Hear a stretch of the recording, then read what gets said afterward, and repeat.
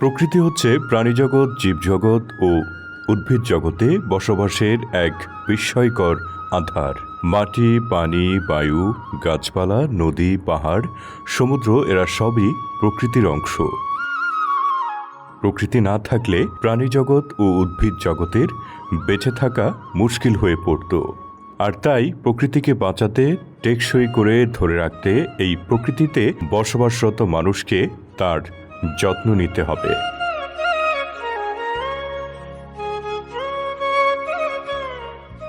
প্রকৃতির প্রধান আধার হচ্ছে বৃক্ষ বা গাছ। আর এই গাছ মানুষের বেঁচে থাকার একমাত্র অবলম্বন, অক্সিজেন যোগায়। প্রাকৃতিক নানান বিপদের ঢাল হয়ে দাঁড়িয়ে আমাদের রক্ষা করে।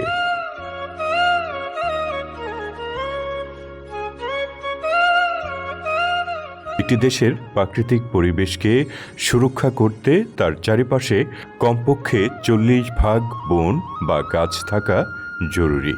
এক গবেষণায় দেখা গেছে যে বাংলাদেশে বর্তমানে বৃক্ষের বা বনের পরিমাণ রয়েছে 12 থেকে 15%। বিশেষ করে শহর অঞ্চলে এর পরিমাণ আরও কম।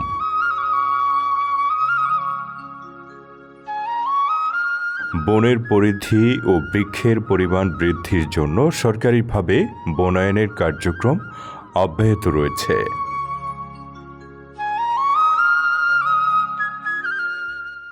বাংলাদেশের প্রায় 10% ভূমি বন অধিদপ্তর ব্যবস্থাপনা করছে। এর সাথে সাথে অন্যান্য সরকারি মালিকানাধীনও বনভূমি রয়েছে। এসব মিলিয়ে প্রায় 15%-এরও বেশি বনভূমি রয়েছে। এই বনভূমির সুস্থ ব্যবস্থাপনার জন্য, অর্থাৎ বনে যাতে জীববৈচিত্র্য সমৃদ্ধ থাকে, সেই জন্য বন অধিদপ্তর কাজ করে যাচ্ছে। আমরা বন পুনরুদ্ধারের কাজ করছি। প্রত্যেকটা বনের স্থানীয় প্রজাতি দ্বারা আমরা বনকে পুনরুদ্ধার করছি। প্রাকৃতিক বন আমরা ফিরিয়ে আনার চেষ্টা করছি। আমাদের দেশে প্রায় 54টি রক্ষিত এলাকা রয়েছে, যেমন জাতীয় উদ্যান, আমাদের উদ্ভিদ উদ্যান, এ ধরনের বিভিন্ন প্রকারের আমাদের সংরক্ষিত এবং রক্ষিত এলাকা রয়েছে। এই রক্ষিত এলাকাগুলি আমরা স্থানীয় জনসাধারণের সাথে যৌথ ব্যবস্থাপনা করছি। সাথে সাথে আমাদের সামাজিক বনায়ন কার্যক্রমও চলমান আছে। বর্তমানে আমরা সামাজিক বনায়ন কার্যক্রমেও আমরা স্থানীয় প্রজাতি দ্বারা বাগান করছি। আপনারা জানেন, আমাদের মধুপুর বনাঞ্চল এবং গাজীপুরের বনাঞ্চলেও আমরা স্থানীয় যে শাল প্রজাতি, এই শাল প্রজাতি দ্বারাই আমরা বনায়ন করে বন পুনরুদ্ধার করছি। সাথে সাথে যেসব অবক্ষয়িত বনাঞ্চল আছে, সেখানেও আমরা স্থানীয় প্রজাতি দ্বারা বাগান করছি। এছাড়াও যেসব বনভূমি বেহাত হয়েছে, অর্থাৎ অবৈধভাবে জবরদখল হয়েছে, সেই সব জবরদখলকৃত বনভূমিও আমরা পুনরুদ্ধার করে বনায়নের আওতায় নিয়ে আসছি। সাথে সাথে আমরা আমাদের উপকূলীয় এলাকায় নতুন যে গুটাচরও আমরা বনায়ন করছি। ম্যানগ্রোভ প্রজাতি আছে, সেই সব প্রজাতি দ্বারা। এর মাধ্যমে আমাদের বনাঞ্চলে যেমন আচ্ছাদন বেড়েছে, বন আচ্ছাদন বা বৃক্ষাচ্ছাদন বেড়েছে, তেমনি আমাদের বনের বাহিরেও ট্রি আউটসাইড ফরেস্ট যেটা আমরা বলি, সেখানেও বৃক্ষাচ্ছাদন বেড়েছে। এখন প্রায় 24%-এরও বেশি আমাদের দেশে বৃক্ষাচ্ছাদন রয়েছে। তবে একটি কথা, আমরা আমাদের বনকে বনের মতো, অর্থাৎ যেই বনাঞ্চলে যেই প্রজাতির গাছপালা জন্মে, আমরা সেই প্রজাতির দ্বারাই সেখানে গাছপালা, সেই প্রজাতি দ্বারাই আমরা বৃক্ষরোপণ করছি এবং এটা অব্যাহত থাকবে। এই প্রকৃতির মাঝে বসবাসরত জীবজন্তু, পশু পাখি, উদ্ভিদ, প্রাণীর অবাধ চলাচলের মাধ্যমে পরিবেশের ভারসাম্য রক্ষা করা হয়।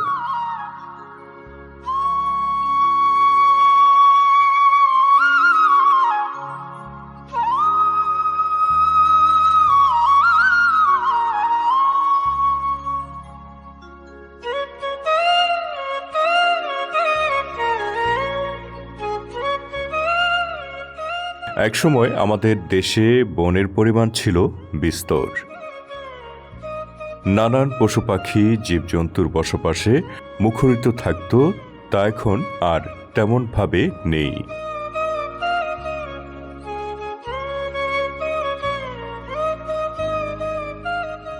তাই বনের পরিধি বৃদ্ধি এবং পশু পাখি জীবজন্তুর সংরক্ষণে বন বিভাগ পশু পাখি ও বন্য জীবজন্তুর আবাসস্থল বৃদ্ধি এবং সংরক্ষণের কাজ করে যাচ্ছে, যাতে আমাদের জীববৈচিত্র্যকে সুরক্ষিত রাখা যায়।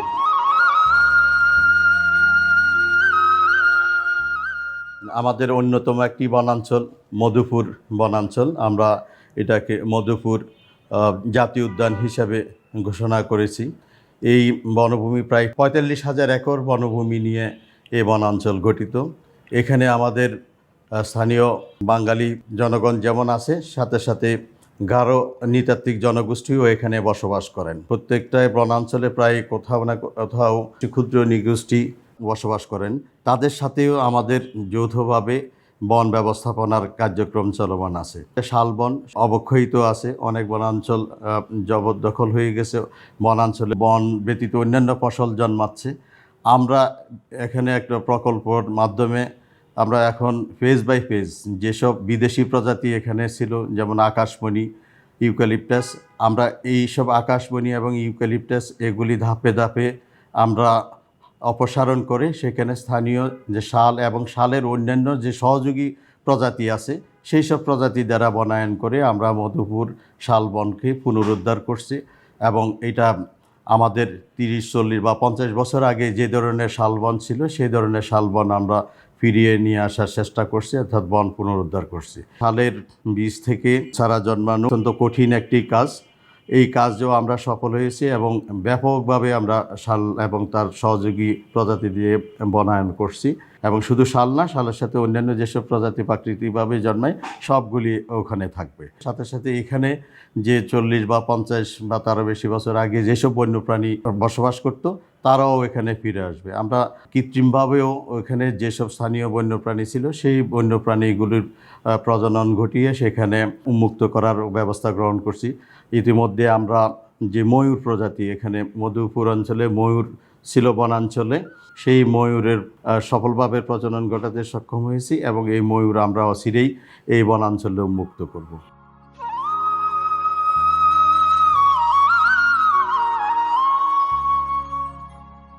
পরিবেশের যে কোনো উপাদানের পরিবর্তন ঘটলে তার সামগ্রিক পরিবেশের উপর প্রভাব ফেলে। তাই পরিবেশকে সুরক্ষিত রাখা একটি রাষ্ট্রের জন্য খুবই জরুরি। বর্তমান বিশ্বে দূষিত নগরীর সংখ্যা ক্রমশ বাড়ছে। তার মধ্যে বাংলাদেশও দূষিত নগরীর তালিকায় যুক্ত হয়েছে। মূলত এর প্রধান কারণ হিসাবে অধিক জনসংখ্যার চাপকে দায়ী করা হচ্ছে। এই অধিক জনগণের বসবাসের জন্য নদী, খালবিল, ধানি ফসলের জমি ভরাট হচ্ছে। যাতায়াতের জন্য বন জঙ্গল কেটে রাস্তা তৈরি হচ্ছে।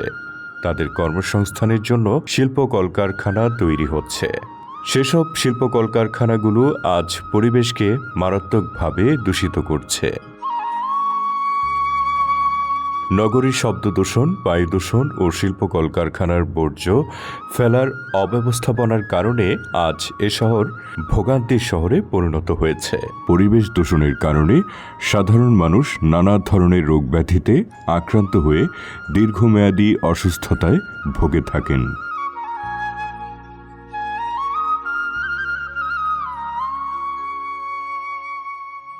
বায়ু দূষণ একটি প্রধান স্বাস্থ্য সমস্যা হয়ে দাঁড়িয়েছে।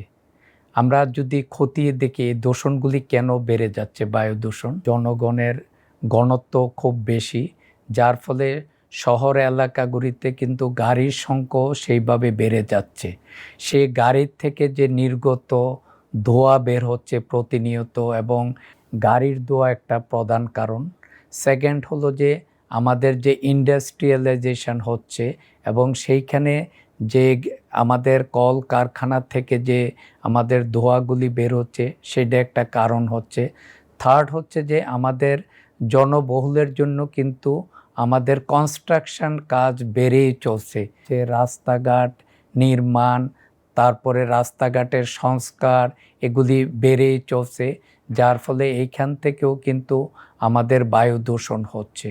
শহরতলিতে আমরা যদি তাকাই দেখবেন যে সব জায়গায় অপরিকল্পিতভাবে ইটের ভাটা তৈরি হচ্ছে এবং ইটের ভাটার থেকে যে কালো ধোঁয়াগুলি বেরোচ্ছে সেগুলি আশপাশের এলাকার মানুষের শ্বাস প্রশ্বাসের ক্ষতি করছে।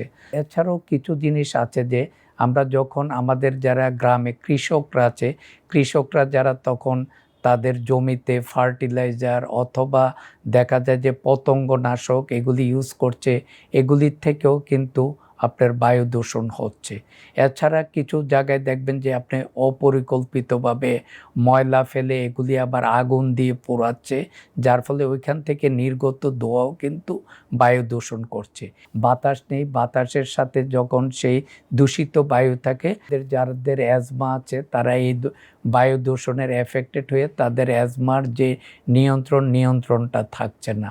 উপর্যুপরি যে একটা ফুসফুসের যে লাং ক্যান্সারের কিন্তু প্রধান কারণের মধ্যে বায়ু দূষণ একটা কারণ আছে, সেই বায়ু দূষণের মধ্যে লাং ক্যান্সারও হচ্ছে। এছাড়া নিউমোনিয়াও হচ্ছে এবং হার্টের ক্ষতি হচ্ছে এবং স্কিনের ক্ষতি হচ্ছে। ইভেন দেখা যাচ্ছে গর্ভবতী মায়েদের কিছু ডিফেক্টও হচ্ছে এবং এই রোগগুলি সরাসরি আপনার বায়ু দূষণের সাথে রিলেটেড আছে। এখন এগুলি থেকে আমাদের উত্তরণের উপায় বের করতে হবে। এটা একটা আমরা পার্সোনালাইজ লেভেলে করতে হবে নিজস্বভাবে, আরেকটা সরকারিভাবেও উদ্যোগ নিতে হবে। বিশেষ করে আমাদের গাড়ি যেগুলি পুরানো গাড়ি আছে, যেগুলি বেশি ধোঁয়া নির্গত করে, কালো ধোঁয়া নির্গত করে, ক্ষতিকারক ধোঁয়া নির্গত করে, সেগুলিকে আইন করে বন্ধ করার ব্যবস্থা বা তাদেরকে যদি জরিমানার আওতায় আনে তাইলে সেই ক্ষেত্রে দেখা যাবে যে সেগুলি রাস্তায় নামবে না। আমরা যখন এই সমস্ত পরিবেশে যাব, বিশেষ করে আমরা মাস্ক ব্যবহার করব। মাস্ক ব্যবহার করলে দেখা যাবে যে আমাদের ইনহেলে যে পরিমাণ দূষিত বায়ু আসার কথা সেই ক্ষেত্রে কিছুটা আমরা রক্ষা পেতে পারবো। আসুন আমরা সরকারিভাবে এবং নিজস্ব উদ্যোগে সবাই মিলে বায়ু দূষণকে অ্যাভয়েড করে একটা সুন্দর পরিবেশ বান্ধব আমরা একটা দেশ করতে পারি। পাশাপাশি আমাদের সবুজ বিপ্লব করতে হবে, একটা প্লান্টেশন, যে প্লান্টেশন যদি থাকে, সবুজ বৃক্ষ থাকে, সেটাও বায়ু দূষণ অনেকাংশে কমিয়ে নিয়ে আসবে। আমাদের দেশে শহর ভিত্তিক বনায়নের সংখ্যা দিন দিন কমে যাচ্ছে। অতিরিক্ত জনসংখ্যার চাপ, নতুন নতুন শিল্প কলকারখানা নির্মাণ, যাতায়াতের জন্য রাস্তাঘাট নির্মাণের কারণে শহরে বৃক্ষের পরিমাণ কমছে। এক পরিসংখ্যানে দেখা যায় যে শহর ভিত্তিক এলাকায় কমপক্ষে 20% সবুজ থাকা জরুরি, অথচ আমাদের মহানগরীগুলোতে রয়েছে মাত্র 9% সবুজ বেষ্টনী। এই সমস্ত শহর উপশহরগুলোতে বৃক্ষের অবাধ রোপণের জন্য মহানগরের বড় বড় রাস্তার আইল্যান্ডের মাঝে নতুন নতুন ব্রিজ নির্মাণের নিচের অংশে সবুজায়ন করার জন্য বৃক্ষরোপণের কাজ করে যাচ্ছে বন অধিদপ্তরের সামাজিক বন বিভাগ।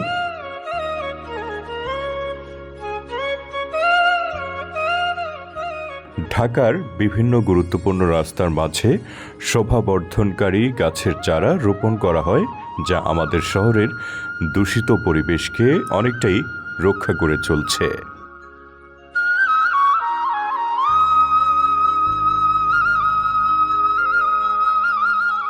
দক্ষিণ এশিয়ার মধ্যে ঢাকা এখন দূষণের একমাত্র উপায় হিসাবে বিবেচিত হচ্ছে।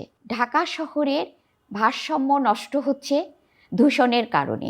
এই দূষণ থেকে উত্তরণের জন্য বন অধিদপ্তরের অধীন ঢাকা সামাজিক বন বিভাগ ঢাকা নগরীর দূষণ রোধে বৃক্ষরোপণ করছি রাস্তার মিডিয়ানে এবং জিরো সয়েল কর্মসূচি কার্যক্রম বাস্তবায়ন করছি।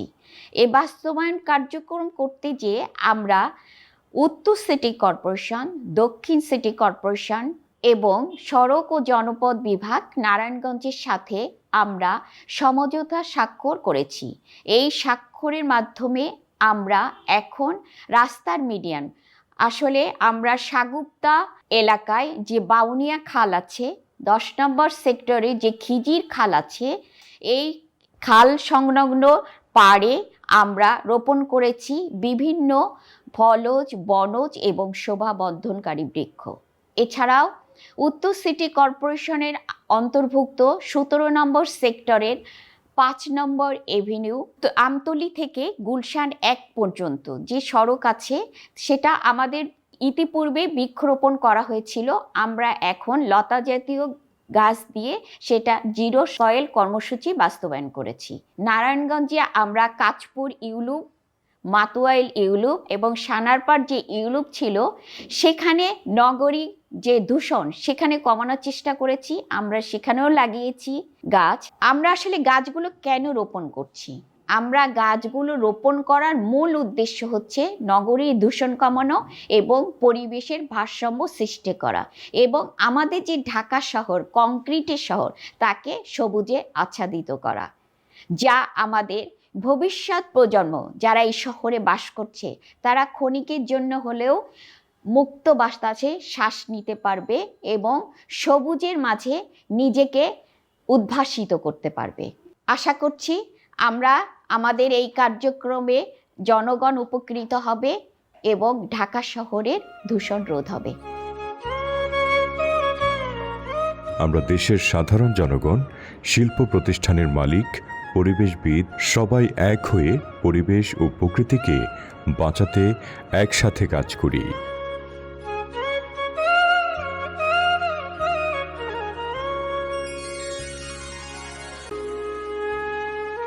আসুন আমরা আমাদের প্রকৃতিকে সুরক্ষা দিতে বৃক্ষরোপণে মনোযোগী হই। আমাদের চারপাশে সবুজ বেষ্টনী গড়ে তুলে প্রকৃতি ও পরিবেশকে বাঁচাতে সকলে এগিয়ে আসি।